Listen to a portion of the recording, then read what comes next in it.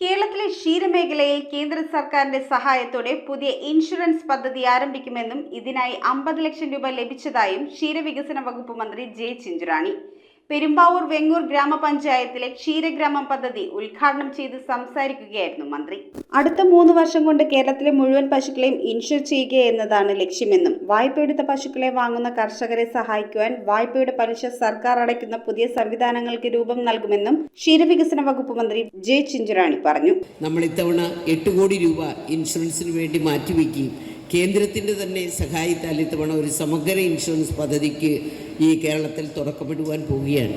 ആദ്യഘട്ടമെന്ന നിലയ്ക്ക് അതിനും ഇപ്പോൾ 50 ലക്ഷം രൂപ വന്നു കഴിഞ്ഞു എന്ന് പറഞ്ഞാൽ കേരളത്തിലെ മുഴുവൻ പശുക്കളെയും 3 വർഷം കൊണ്ട് അവയെല്ലാം ഇൻഷുർ ചെയ്യിപ്പിക്കുവാനുള്ള സംവിധാനത്തിലേക്ക് നമ്മളിപ്പോൾ എത്തിച്ചേരുന്നു എന്നുള്ളതാണ്.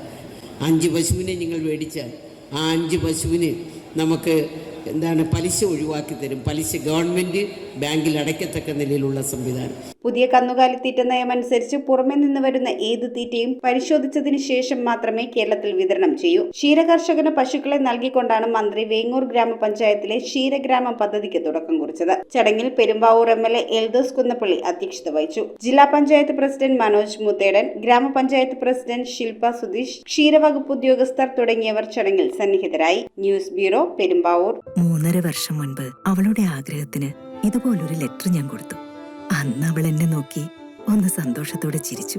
ഇപ്പോ അവളുടെ സ്വപ്നങ്ങളും എല്ലാം യാഥാർത്ഥ്യമാക്കി. സ്വപ്നങ്ങളെ യാഥാർത്ഥ്യമാക്കി. MBITS engineering college, Kothamangalam.